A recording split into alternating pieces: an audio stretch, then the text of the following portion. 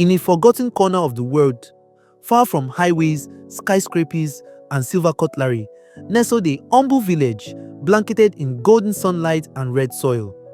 This was a place where dreams were often sacrificed for survival, and hope was the only wealth most people carried. In that village lived a girl named Achieng, only 17, barefooted, with a faded dress that had seen more sunrises than some people had meals. Her life was a poem of sacrifice. She lived in a crumbling mud house with her blind grandmother Nyanya Atieno, who raised her since she was a baby. Achieng had never seen a city, a smartphone, or tasted meat more than twice a year. Yet she smiled like someone who owned the stars.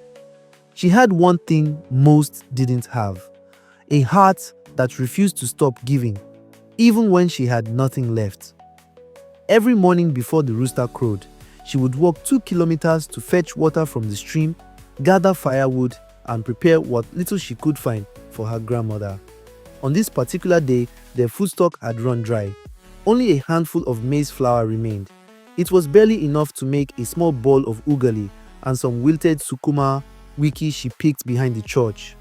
As the ugali boiled over the smoky firewood stove, her stomach growled in hunger. She hadn't eaten since the day before, but hunger was not new. It was like an old companion that visited often. Just as she placed the food on an old cracked plastic plate, she heard it. A knock, not loud, just timid, almost hesitant. Standing by the door was a man. He was covered in dust, his eyes sunken, his hands trembling, his clothes were torn, and his slippers hung onto his feet by a thread. His skin was pale from dehydration, and his lips cracked like dry earth. He looked into her eyes and spoke, his voice barely audible. "Please, just a little food. Anything. I haven't eaten in days." Achieng stood frozen. Her eyes darted from the only food she had to the desperate man. She had seen suffering before, but there was something about this man's face. Something deeper than hunger. She turned without a word, broke the ugali in two, added the sukuma, and handed him the plate. He looked shocked, as if no one had done this for him before. "What about you?" he asked softly. She smiled. "I can fetch wild guavas later. You need this more than I do." The man sat beneath the pawpaw tree, eating silently, tears slipping down his cheeks. When he was done, he stood, wiped his face with the back of his hand, and whispered, "You are richer than most kings, little one." He walked away and disappeared. Days passed, then a week. Life continued in the village. Achieng returned to her routine, carrying water, caring for her grandmother, and surviving on roots and boiled herbs. Then, something happened. One morning, a convoy of shiny black vehicles rolled into the village. Children ran behind them. Goats scattered. Old men shaded their eyes, wondering if it was a wedding or a politician. Out stepped 3 men in black suits. One of them held a photograph.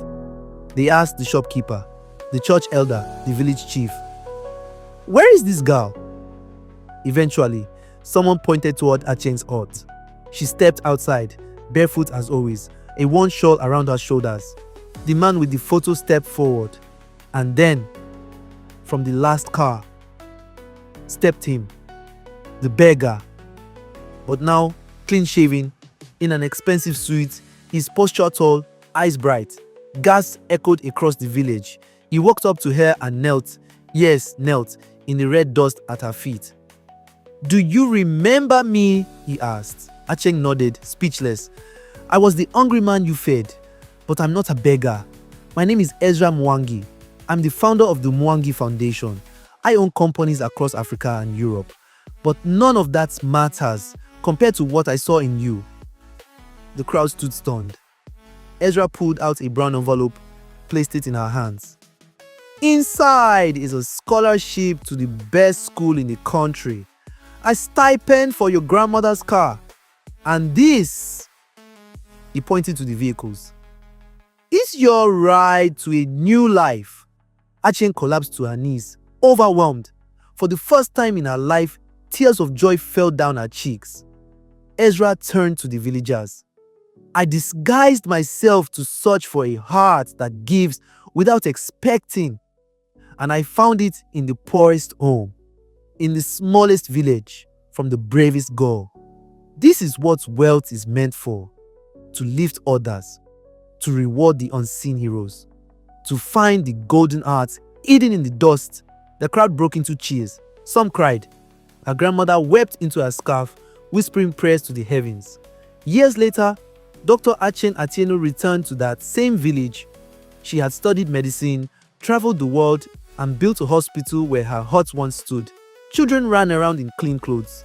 Women received free maternity care.